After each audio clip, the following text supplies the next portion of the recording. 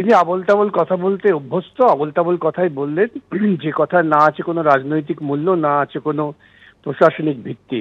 গোটা সন্দেশখালী অঞ্চলটা মানুষের নজরে এসেছিল ওর ওই শাহজাহান, ওর লালিত পালিত গুন্ডাদের গুন্ডামির ফলে। এখন ওখানে ওই গুন্ডারাই তো নিয়ন্ত্রিত করছিলেন মহিলাদের। মহিলারা আজকে বিক্ষোভ করেছিলেন বলে ওর খুব ভয় হয়েছে, তাই উনি সেই জায়গায় ঘুরে ফিরে এসে বলতে চাইছেন সরকারি প্রকল্প। আরে সরকারি প্রকল্প হলে তৃণমূল দলের লোকেরা পাড়ায় পাড়ায় গ্রামে গ্রামে কি করে বলেন যে অন্য দল করলে পরে প্রকল্পে সুবিধে কেড়ে নেব? উনি সৎ সাহসের সঙ্গে কথা বললেন না কেন যে সরকারি প্রকল্প কেউ কেটে নিতে পারে না, তৃণমূল পারে না, মমতাও পারে না, সরকারি প্রকল্প সরকারি টাকায় হয়? এই সত্য কথাগুলো কেন বললেন না? আসলে ঘুরে ফিরে উনি এটাই বলার চেষ্টা করলেন যে সরকারের সঙ্গে যারা অনুমোদিত গুন্ডারা আছে তাদের কথায় চলবেন, অন্যের কথায় চলবেন না। এই কথায় লোকে আজকাল আর ভুলছে না এবং ভুলবেও না। ধন্যবাদ। সে তো দেব না বুঝলাম, কিন্তু শাহজাহানকেই দেব না বলার ক্ষমতা ওই অঞ্চলের সাধারণ মানুষের আছে?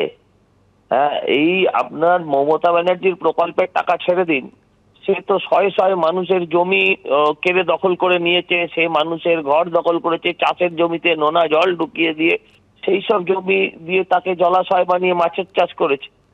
আজকে মুখ্যমন্ত্রী গিয়ে এই কন্যাশ্রী, রূপশ্রী এ প্রকল্প ভালো, খারাপ নয়, কিন্তু এই প্রকল্পে যেগুলো অলরেডি চালু প্রকল্প আছে সেগুলো আবার নতুন করে ওখানে চালু করার কি অর্থ বুঝলাম না। তার থেকে যদি উনি শাহজাহানকৃত বা ওনার দলের লোকেদের যে টাকাটা আজ অব্দি সাধারণ মানুষের জমি জমা টাকা কেড়ে নিয়েছে সেটা ফেরত দিক।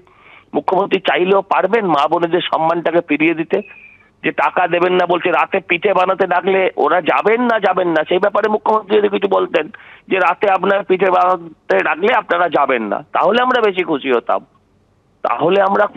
যদি মুখ্যমন্ত্রী বলতেন যে তোমার জমি চাইতে হলে তুমি দেবেন না, তার দলের লোকেরা মা বোনেদের সম্মান নেবে, রাত্রিবেলা পিঠে বানাবে, আর মুখ্যমন্ত্রী বলবে টাকা প্রকল্পের নেবেন না। পুলিশ চলে ওখানে শাহজাহানদের কথা।